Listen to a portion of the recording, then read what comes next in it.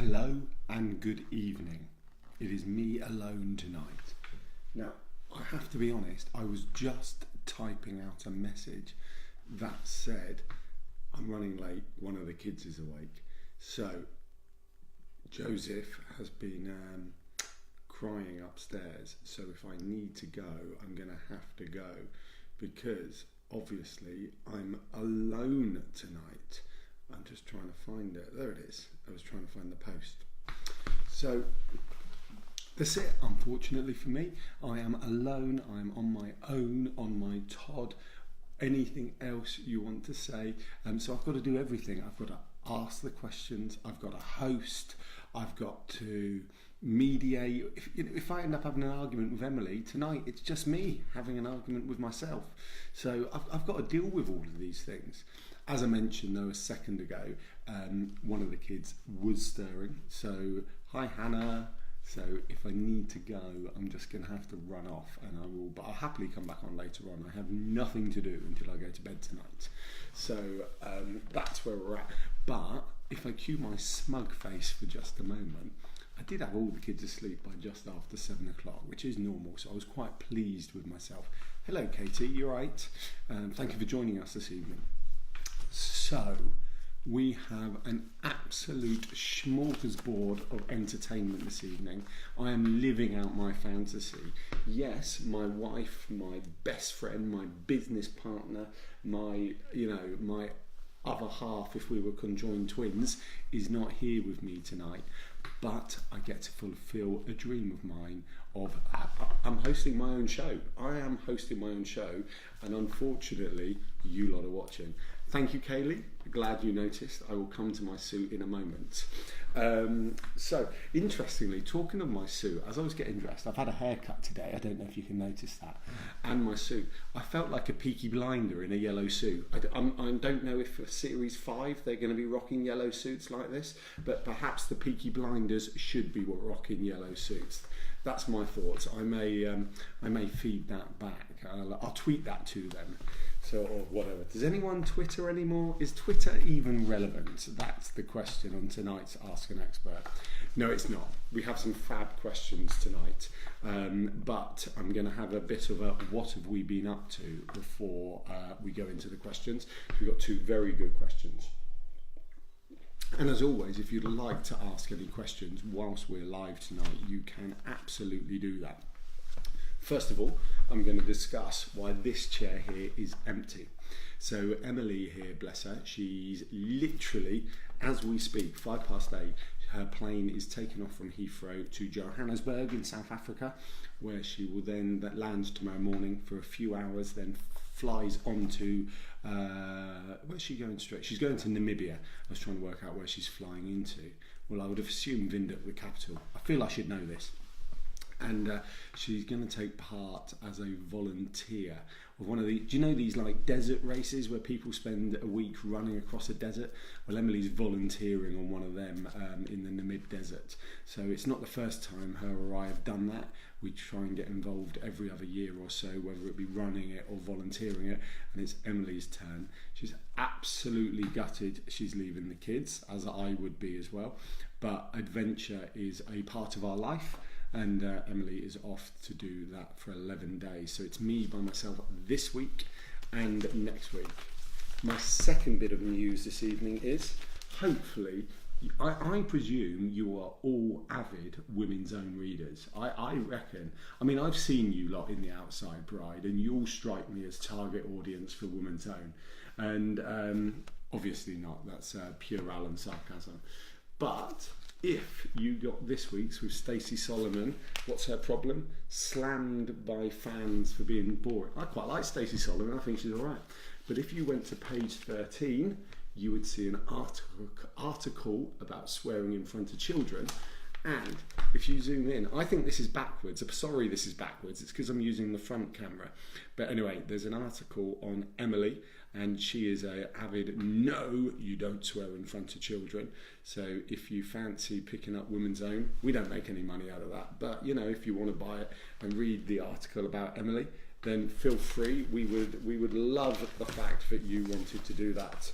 So that's this week's Woman's Own, the one with Stacey Solomon not looking happy. Which does beg a completely... I have this massive issue with UK media that I'll save for Alan's Rants one day. And unfortunately, these magazines are all part of Alan's Rants. But this is not the place for Alan's Rants. So, covered why Emily's not here. Checked over Woman's Own. Got some fab questions. I'm going to cover the suit. So this is my wedding suit. So when we got married in a church in Swanage, near Swanage in Dorset, I actually got married in a blue suit, and then on our way to the reception, I got changed into a yellow suit. Now the story goes that long before I met Emily, I was never getting married. I was having a lot of fun as a single guy, and I said, if I ever get married, I'm going to get married in a yellow suit. So when I proposed to Emily, one of my friends texted me and went, well, I presume you're getting married in a yellow suit then. So I didn't feel it was appropriate to do the church bit in a yellow suit, but I felt, because our reception was in a field, in a marquee, but I felt a yellow suit was totally acceptable for that, and I thought I'd treat you all to it. Now, I've got one other story I'm going to share, but more importantly, as I was putting it on, I found stuff in the pockets. So this was my handkerchief for when Emily cried when she saw me and I saw her, to make sure she was okay. And in this pocket, I've got my pocket handkerchief, which has seen better days. But I also found, we talked about our magician the other week, I found a card from our magician in my top pocket. It says, Emily wrote, I love you even though you look like a bowl of custard. So that's what Emily said to me on our wedding day. I love you even though you look like a bowl of custard. But once again, that's backwards. So I may put a picture on that later on. So anyway, 5 years later, I've put my suit back on. Still fits. Is a little bit tight, which I'm a bit upset about because I'm actually trying to lose a bit of weight at the moment. So gutted it's a little bit tight, but you know, I just feel a bit more James Bond fitted. And I just feel I should show you the inside. There you go. Anyway, story of the suit. So I decided I was going to have a yellow suit involved in my wedding with Emily. Our wedding. And as you can imagine, buying a yellow suit, thank you Charlotte, buying a yellow suit isn't actually that easy. You don't walk into Burton's or any other kind of high street suit. Marx's don't sell a yellow suit, nor does anyone else. So bit of research, found out pretty much I was getting one made in Hong Kong and Hong Kong, made to measure. That was what I was going to do. So my choices were, I fly to Hong Kong and I get measured up and I have a mega suit. I didn't do that. I did not fly to Hong Kong. That would have been a way more rock and roll story. What I did do was find a company who flew someone from Hong Kong to England, and then you go and meet this guy and it goes from there. So I arranged to go and see this person, and this person was in the Holiday Inn Express in Reading. So we drove to Reading. We lived in Southampton, not an issue. And the instructions said, go straight past reception, go to room 33 and just knock on the door and wait. I've seen enough Hollywood films in my time to be a bit worried by now. Emily's with me, so she's harder than me, luckily. So I had security with me, so I was all right. So we went up to room 33. I knocked on the door and walked in. Thank goodness we didn't get mugged there and then. But what we did then find was a guy from Hong Kong, and all over the bed were all these colour swatches and everything else. So yellow's pretty obvious, so we went straight to the yellow, picked a lining, job done. Hopefully I don't look too much like the mask. He then asked me to take my top off. He took some pictures of me with my top off, said it was about getting the fit right, so that's fine. And then he asked me for my credit card, which I then gave him, which he then swiped more than a couple of £100 off of. Yes, don't hold that against me. And then we walked out. So here I am, I've given the guy money and topless photos of myself, praying in Reading, and praying that these don't appear on the internet anytime soon. Luckily they didn't. 2 weeks later, this suit turned up in the post and I wore it on our wedding day. It's still got mud. Sorry, excuse my sliders. It's still got mud from our wedding here. So very exciting. Anyway, on with Ask an Expert, because I spent 10 minutes waffling, and apologies, Emily will tell me off when she watches this back. Right, we have 2 questions this evening. We have question 1 is from Lesley. Question 1 is a biggie. Let me just find the question. There it is. Thanks, Rosemary. Question 1. Lesley says, question for the peeps who already had their wedding. How many people did you invite overall? How many for the day? How many did you cater for in the evening? Did it all get eaten? Did you miscalculate? I've been to so many weddings where the evening food barely gets touched and it makes my heart sink thinking of the waste of food and money. First of all, Lesley, I think that's a really interesting question because personally, I've been to loads of weddings where there hasn't been enough food in the evening. So clearly your friends are more generous than my friends have been over the years. So first of all, can I come to your wedding, please? Because I like to eat a lot. Second of all, onto the serious matter of catering. It is really tricky because, you know, let's say for conversationally, you've got 100 people during the day and, you know, another 50 in the evening. You don't need to provide food for 150 people in the evening because that's just not going to happen.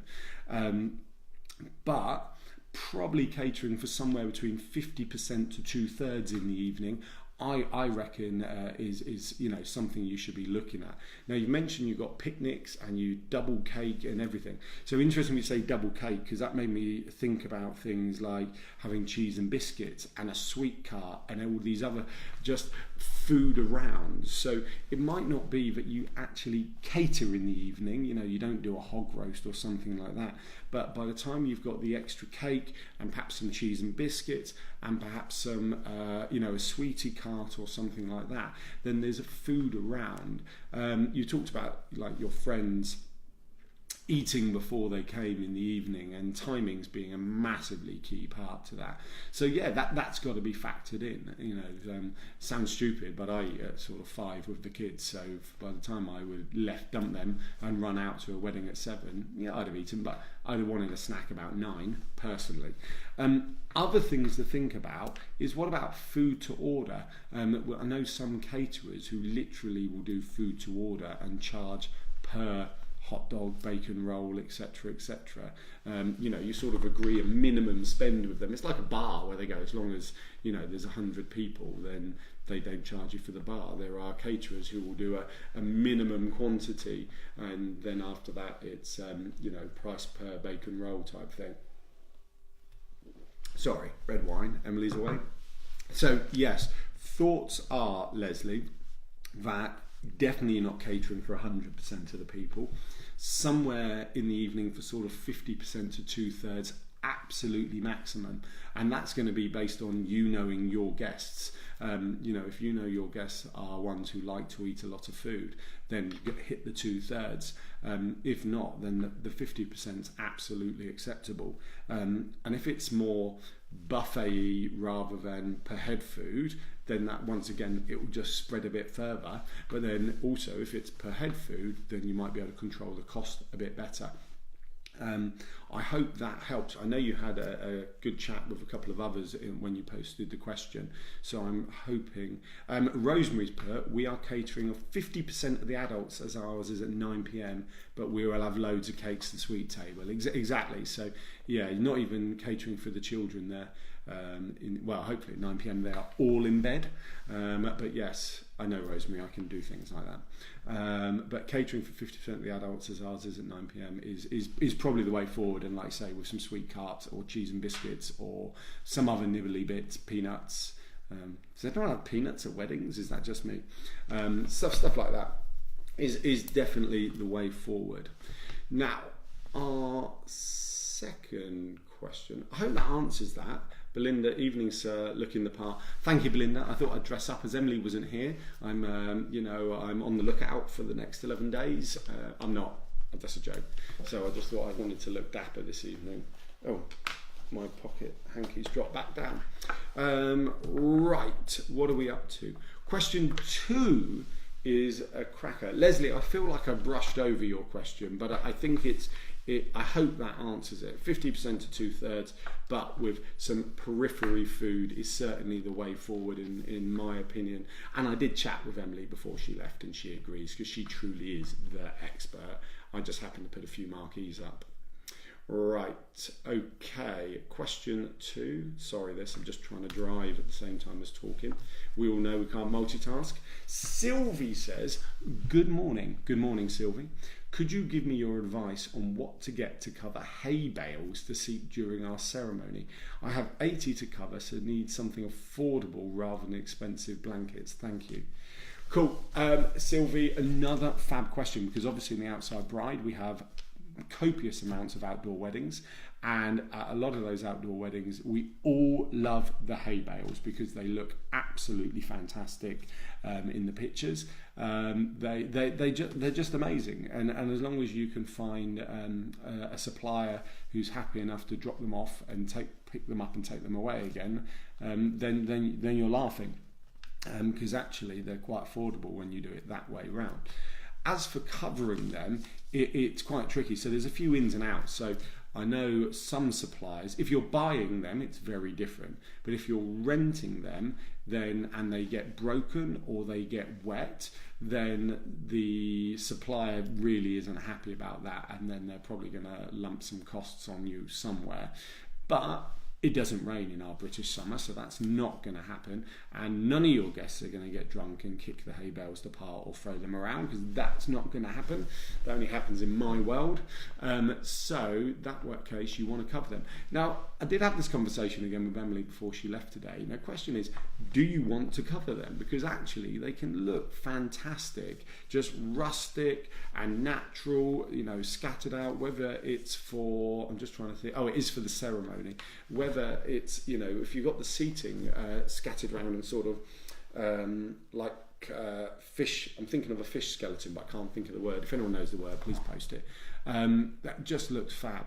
Kaylee's put, we have farmers in the family, they suggest straw bales instead of hay because they're apparently less itchy to sit on. That's good advice, thank you, Kaylee. And I know that when I've rung up to order them in the past, I've been offered a choice. So I think that's a relatively standard thing. So thank you for that. As for covering them, if you decide to cover them, so blankets, appreciate that can be expensive. Now, expensive is obviously subjective, and we know you can get blankets from IKEA for about £1.50. Right? We know they're not going to be the best in the world, and we know they're probably not going to last longer than your wedding, and we also know that you don't want 80 blankets after your wedding. If you do, then feel free to ring us up to pass them on to someone else. We'll happily get rid of them or take them from you. But what we were thinking is, of a couple of options, is material on the roll, perhaps some nice sort of gingham, that would be me, gingham material. We know Range does reasonable material on the roll, cutting them into big rectangles and putting them over. Thought that could be a nice alternative. Or you could go down, I've absolutely lost my thought, blanket. So blanket material on the roll. You could look at, you get tablecloths or white sheets, or I thought about the sheets option personally. I quite like the idea of them being white in a kind of pure and natural way, juxtaposed to the rusticness of the hay bale. Emily obviously poo-pooed that because she's in charge of aesthetics in our world. I'm going back to material on the roll because you've got such a broad choice. But we've had 2 people to suggest go for straw, not hay. But I also know a lot of us who aren't in the know just say hay because that's what we're thinking. Right, Sylvie, I hope that answers your question. So to paraphrase, material on the roll, or some sheets or blankets from IKEA. It really, depends what your budget is for that. And I appreciate no one really wants to pay anything for covering up a hay bale, straw bale. Sharon has asked, I'm having an outdoor wedding and not burlap. Sorry, Sharon, I'll come back to your question because Belinda's added on to the hay bales. Burlap is cheap and good for bales. Also might need to have a couple of chairs for grannies. Yeah, good point. Always worth having a couple of chairs or a couple of benches, something like that. Sharon's asked, I'm having an outdoor wedding. Not much clue as to power generator for likes of power for band. Does lighting inside marquee need power? Would a photo booth need power or go for the cheaper booth style? And would guests be horrified at portable loos? Oh, Sharon, this is a big question. So first thoughts are, if you've hired a marquee, has the marquee company not suggested a generator to you? Because I think a marquee company should be talking power with you, especially if they're putting lighting up inside their marquee. The short answer is everything you've mentioned there needs power. So the question is how much power. So I know what we did as a marquee company, and I've since, we closed that a year or so ago, but since speaking to a friend of mine who works for a generator company, just to confirm this, we say nothing smaller than a 40 kVA generator. Now you can go smaller, you could perhaps look at 23 kVA or something like that, but it really will depend on the distribution board, what's going to trip where, what's plugging in, are they LED lights, are they traditional lights? It really is a very open-ended question unless you're an absolute top-notch. I nearly said expert. I'm an expert. You know what I mean. Unless you're a professional in the generator world. So, looking at 40 kVA, you could possibly do 23 kVA. 23 kVA is turbo behind a car, and 40, a big car like a Land Rover type thing. But 40 kVA is a big one when we need to be brought in. What's your other question? So really, I would go back to your marquee company and say you want a generator. In my experience, I've never seen any exorbitant prices when quoted by marquee company. They all seem much the muchness. A few years ago, every generator ever from any marquee company was about £400 to £500, and depending on whether it's delivered, included fuel, etc., etc. So that's what you're looking at for power, and it is essential, because you've got to think fridges, you might have coolers for the bar, you've got power for the band, lighting inside, lighting outside. Your photo booth's going to need power. There are lots of things that's probably going to need power that you might not necessarily have thought of at this stage, or you might have done. Apologies, you may have done.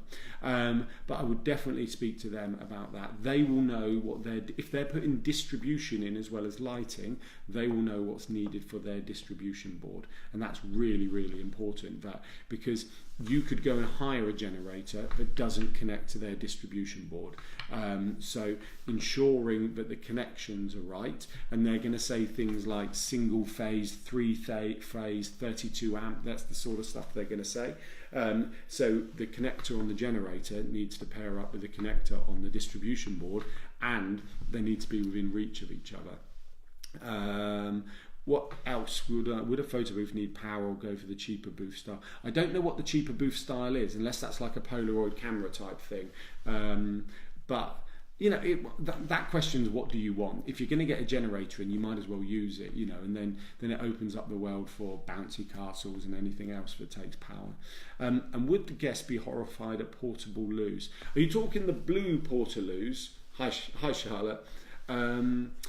So I personally don't have an issue with the blue portable loos, but I know many people will.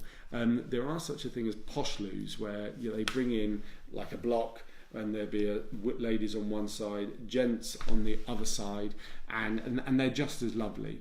It really, I'm going to put this out there, it really depends on how rustic your outdoor wedding is. If you're going for kind of clean lines, then my thoughts will be go for the posh loos, and we know companies who do themed ones as well. Like you can get a posh loo up on a trailer that's themed like a shepherd's hut, beach hut type thing. Or if it's really rustic, then go for a portable loo. Put a poll in. Would you like me to put a poll in the group? If you want me to put a poll in, just say yes, and we will find out if people will be horrified at the thought of a portable loo, and we will let the general populace decide. Was there anything else in your question? So speak to your marquee company first. Hopefully they're going to say things like 40 kVA, 23 kVA. Yes. Rustic. So portable loos, would work. Make sure you've got enough. They don't have lights in, so you're going to need a light right above them. So you can put like a floodlight up on a pole up close that will make light inside, but they don't come with lights in. Or the other option is they'll have vents, so you could put like a solar powered light inside and thread the wire through, or some battery powered lights inside, something like that. But the portable loos don't come with lights inside them, so that would need to be thought about. But the posh loos will, and once again that would plug into your generator. I know it's a faff, all these extra things. And genuinely, that's where, you know, whether you've got a wedding planner, or whether asking in this group or asking an expert, or whether you wanted a one-on-one session with myself and Emily that we can provide, we can go through all of those nitty-gritty bits to make sure, you know, T's are crossed and I's are dotted, or any of those people I've just mentioned would be able to do that to help you out. Or torches as favours. Oh, Belinda's suggested torches as favours. That's a fantastic idea as well. I mean, solar lights scattered around outside we love. Battery powered festoon, solar powered festoon lighting. There are lots of ways of getting by to create more light, but I do think you're going to need a generator from what you've said, unless there's buildings nearby to plug into. So speak to your marquee company about that. Right. I'm going to draw a line under it there. Well, unless anyone's got any questions, I'm going to stop waffling is the line I'm going to draw under. So if anyone's got any questions, feel free to ask them right now. I'm happy to stay on for another. Sharon, absolutely my pleasure.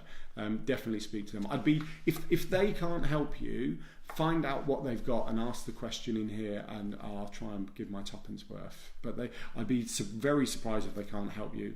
And I've never known a marquee company not be competitive, but always worth benchmarking that price somewhere else as well. Cool. So yeah, if you do have another question, feel free to post it right now. Otherwise, as always, thank you ever so much for joining me tonight on Ask an Expert. You've made me feel very welcome in my yellow suit, which clearly I love wearing. This is actually the second time since we got married we've worn it. We wore it once for a photo shoot for one of these styled shoots for at the time I knew absolutely nothing about. But Emily said, come along, we're wearing our wedding stuff again. And then it's been in a cupboard for 4.5 years since then. So very pleased it still fits. Quite happy with it. Obviously I can't wear it regularly because I would look like an absolute Burke. I did say Burke. I tried to keep it as polite as possible. I'd look like an absolute Burke walking down the street. My Hawaiian shirts are bad enough and the kids are starting to react to them. So it's going to go back, and I may save it for another year. Thank you everyone. Thank you to Lesley, Sylvie and Sharon for your questions. Have a fantastic evening, and I look forward to speaking to you all again next week. Bye.